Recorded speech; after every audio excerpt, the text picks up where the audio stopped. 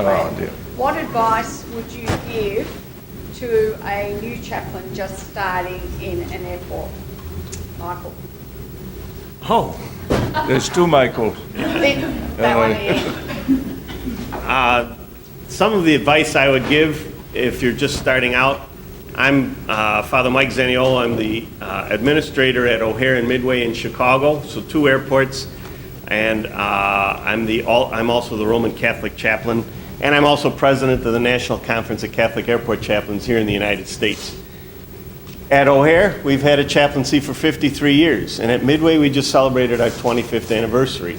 So people look at us and they see how well developed we are, and if you're just starting out, you could say, well, that's where I want to be right now.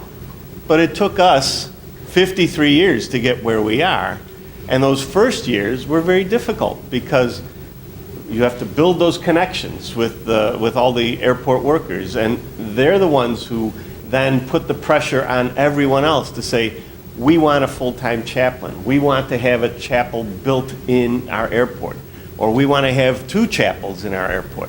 And they're the ones who'll do a lot of the legwork for you. But the hard part for us is to always build and maintain those connections with the ordinary worker. Honor?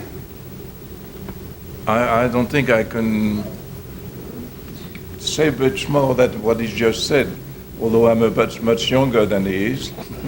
I'm in the chaplaincy. But this is very, very important. And obviously the chaplaincy in Nice started because he was asked by people that were working there. And also a little bit because the airport wanted to have on his business card international, because to be really in the club of international, you have to have a chaplaincy. Michael. And remember, time limit. My answer would be entirely tailored to the situation of the person who was starting out. Are we talking about a new chaplain joining an existing team? Or are we talking about someone who is going into an airport that has not known chaplaincy and beginning to form a chaplaincy? The answers I would give would be entirely different depending on those situations, and entirely different again depending on the characteristics and size and influence of the airport concerned. Is it a small airport with business flights and perhaps business jets? Is it a regional airport serving domestic flights within a country? Or is it a truly full international airport with many flights a day going to many places in the world? The answer I would give would have to be entirely tailored to those situations, as well as who was the appointing body for the chaplain, what was the position of the airport management towards a chaplaincy. My answer could really only be framed when I knew all of those things. Anyone else with a question? Come on, this is a great opportunity. I've got another one. Okay, George? It was a question that came up in our discussion a moment ago, which was... Louder, please. Okay. Stand up and say who you are. You're not a sergeant major. You're just a panel. George Lane, Manchester, England. Thank you. Sir. At ease. What academic or theological or even practical resources have you found most useful in your ministry? And what resources would you point people to? Okay, we'll start at the other end. Same Okay. again. Michael? One of the things that we did here in the States for the National Conference of Catholic Airport Chaplains is we asked that exact same question. And so what we did is we wrote a book. It's called Airport Chaplaincy, A Catholic Handbook. And while it comes from a Catholic viewpoint, most of the stuff that's in there is very applicable to any airport chaplaincy. So that'd be something, that'd be a good thing to look at. It's we sell it very cheaply, and it's on our website, nccac.us. Another thing too, again, coming from the Catholic viewpoint, but the Catholic Church has been reaching out to travelers for a long time with seaport ministries, and so airport ministry is just the next step. And if you go to the Vatican website and go to the Pontifical Council for the Pastoral Care of Migrant and Itinerant Peoples, and I know that's a long name, but every now and then they post something, and I think they keep the posting for a long time, of documents of how to deal with people who are in transition or in migration, and how to pastorally take care of them. And so there's a lot of scripture quotes and a lot of just very good basic pastoral care tips that are in there. And they have a conference every couple of years, and so they'll discuss a certain topic, such as human trafficking, and then they'll reflect on it and put out a final document. So check those out. Those are two things that I know of. Because as you know, the airline industry is only 100 or so years old, and so a lot of this is fresh and new, and there isn't a lot of historical work that's been done on it yet.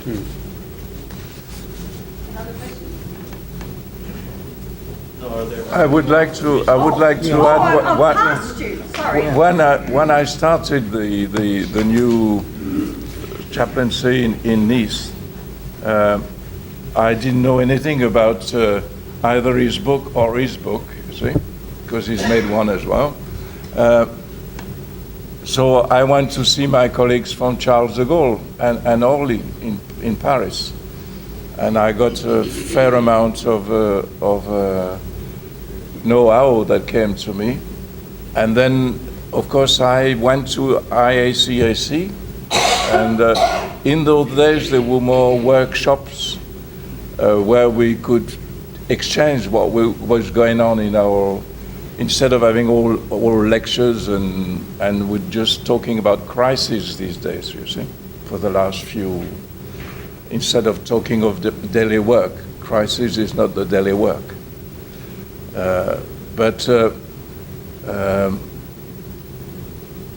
And followed also the meetings of the European Catholic, because I'm one of them also. I'm a Roman Catholic. Meetings, and this is where we got all we could find. But the one thing is also different, slightly, in when you got a lay country. And not when you are in most of the Anglo-Saxon places, your president always finishes by "God save America" or "God save England" or whatever it is. But in France, God doesn't exist, you see. So things are different locally, how we can organize and how we can work. I came into airport chaplaincy in 1994, and one of the first things I discovered was that how little there was written on how you do it, and how few people seemed to be able to tell me how you do it. So I muddled through for a few years, read what I could find, picked up gradually things from this association, and then came to the conclusion a few years later that somebody had better sit down and write something.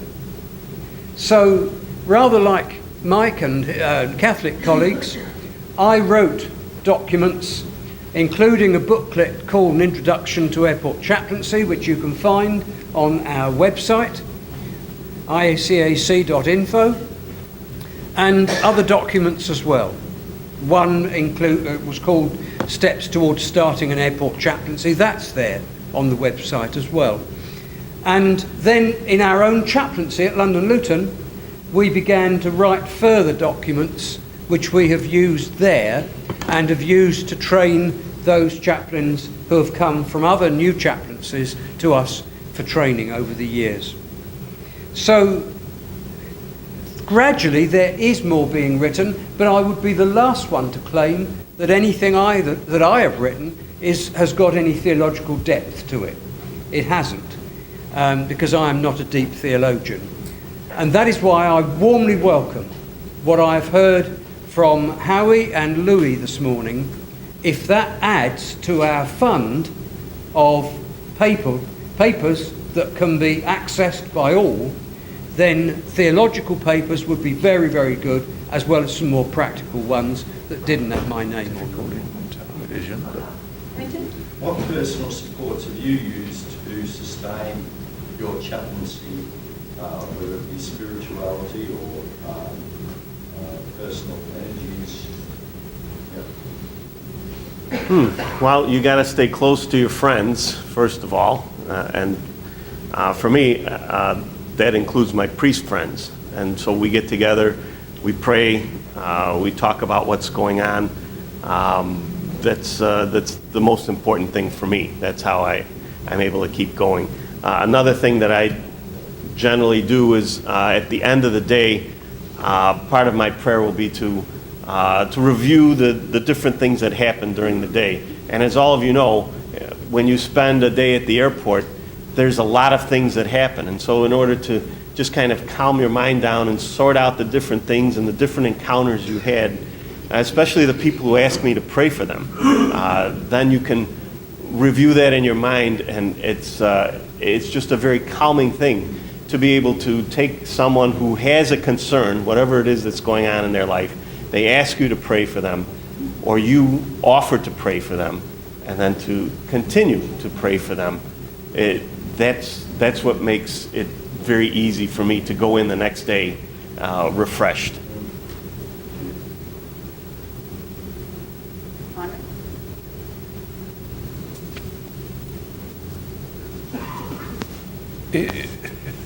I don't think I can add anything what he said, because I understood better your questions from his reply. If he really replied, so it's all right. Thank you.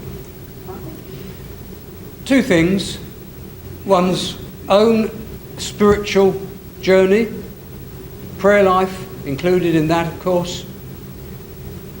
Reading, and I have dismally failed on my reading. Friendships, including the friendships and mutual pastoral caring with one's own chaplaincy team, and that has been very enriching. Talking things out with my wife, who generally ends up more irate about things than I do, and we both end up throwing something in the air, which is greatly calming afterwards. And above all, not above the spiritual, but above all else, fascination, passion, and endless interest in the industry that airport chaplaincy serves. I have never lost for a moment my passion and interest in aviation since the age of 11, and that has kept me going when other things might have dragged me down. But of course, above all, a personal walk with Jesus Christ, or the object of our faith. Another question? Sometimes. Oh wait, there's one there. Frank. What are your ideas or thoughts about how we could better market chaplaincy at our particular airport or as our organization? Well, as far as the doing it at your airport, it's good old-fashioned wearing out the shoe leather. You could have all the signs you want, and even we're very blessed at O'Hare and Midway. We can use the public address system to make an announcement before we have a mass or a service. And also they have a continuing announcement in the background every 10 minutes or so where they just say, the Interfaith Chapel is located in such and such a place, all are welcome. So it depends on your airport as to what they could do, but the thing that always works, and the thing that requires a lot of work on our part, is to just get out and make yourself visible and make those connections with people, just to say, I'm your chaplain. And I always carry around, except for today, I always carry around my business card, and it has all the contact information, and it includes on the back of it all of the different worship services that we have. And I give that to people, everyone that I meet, and I just say, you know, we're here for you. I'm here. I'll be walking the terminals, but if you need me for something, here's my number. Can I follow that quickly? I really want to. All I want to say is that I entirely agree with Mike on that. That is how you do it. It is through building relationships with airport staff at all levels and with airport management over many years. Chaplaincy benefits from the same person being there to do it over a long period of time. It is not a ministry which gives itself to frequent moves. It's better if the senior chaplain or the main chaplain can be there for many years and gradually build it all up, which Mike has done, I've had the privilege of doing, and Henri too has done, but let him speak for himself as he always does. No, I fully agree with this. Agreed.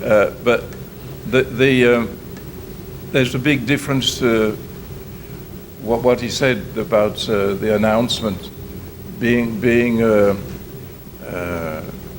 this like business in France. In Nice, there's no announcement at all about chaplaincy. And we are not officially for the people working there. Officially, we're only there for passengers who have problems with traveling, and we can talk to them. All right. So but we do try to go and meet the people, and that as we can only do it on foot. And that's the different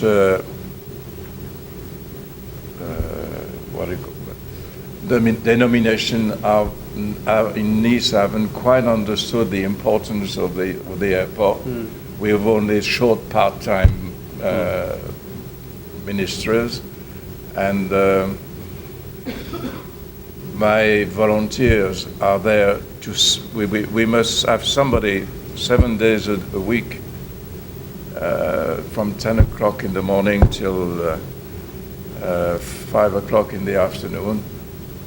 Somebody in both terminals to wait for passengers officially that will come and have something to talk about, but not to travel around. So the only non-minister, which I am, who travels around a little bit is me, because I've been there for years and people know me and we talk and they come to us. But it is true. We've got to use our souls to work. Very good. Our other souls. May I just say one more thing before I take your question? I gave this to Chris yesterday, and I wish I would have brought more copies of it, but we used to have a big poster that had all the airports that have a chaplaincy, and we still have it posted outside of our chapel. But what I did is I made up a little, like a bookmark-sized card, and I placed them outside the chapel. And what it is it's a link to the IACAC website, and that Chris has really brought into the next stage, where you could search for any airport anywhere in the world and find out if they have a chapel or chaplaincy, or how involved that chaplaincy is, if they have worship services, if they don't. And I put that out there, and I even put one of these quick scan, quick read square things that has all the little dots on it. QR codes. QR code, so that you can scan it with your phone. And what I'll do is I'll give a copy of that to Chris. He could post it or whatever he wants to do, send it out. So you could Xerox it and maybe put those outside of your chaplaincy, because that not only advertises the fact that you're there, but it advertises the fact that we're all out there someplace too. Because people are always asking me, Father, I'm traveling somewhere to a specific place, like I'm going to Manchester, England. Do you know if there's a chapel there? Do you know if they have Mass there? Do you know if they have any other services there? And so I'll give them this, and I'll say, go to the website. I know they have something there. I don't know off the top of my head what the times are or anything like that. But go to the website. They're happy. They're very happy. And sometimes you could even give these to some of the airport personnel, because they will say, people are always asking me when they check in if there's a chapel at such and such a location. They have rules probably of what they can and can't give out, but maybe they could, slip something to someone and say, here, by the way, this is something that's it doesn't have anything about denominational things on there. It just says, if you're looking for a chapel, here's where you can find it. I would like to add that this is why it's most important to keep Chris posted with the exact facts of our chaplaincy, so that people that look at the site have the right answers. One very quick thing I'd like to add at this point. I think it's really important for anyone who is a fairly new chaplain to realise that you can have an active chaplaincy in your airport way before you are able to actually have an airport chapel. Airport chapels are not the sole extent of what we do as airport chaplains. They are only a very small part of what we do. And as Father Mike has said, getting out and about and being the chaplain to people around in the terminal building as passengers and the staff is the most important thing. The place of worship is important, but it isn't the only thing. Shirley, I'm afraid you're going to have to be our last question. Okay. I don't have a question, I have a comment. That's more like you. Your president, to get the word out. I'm here in Atlanta, and I have service on Sunday morning at 10:30. But AAPC will make the announcement to the church to let us know that we're going to have service. But it's very important that we get out and meet the community within the airport, because the airport is a world within itself. It's people who are traveling, people who work there, and it's the ministry that we're able to minister to employees, someone who passes through, if they tell me they're traveling to another country, and I take them in all to show them the list of all the places we have chaplains. Because if someone have never heard airport chaplain, and then if they travel in the United States, I just look on the list and show, oh yeah, we have one there, But we can't stay in the office and go out. In Atlanta, we have enough just as a director. But we have enough to go out and meet the people. Don't wait, we can't sit up and wait for somebody to come in to see us. No. Thank you very much That's to what you everybody said. for your contribution. I'm sorry that we've run out of time again. Thank you very much, Father Mike, Henri, and Michael.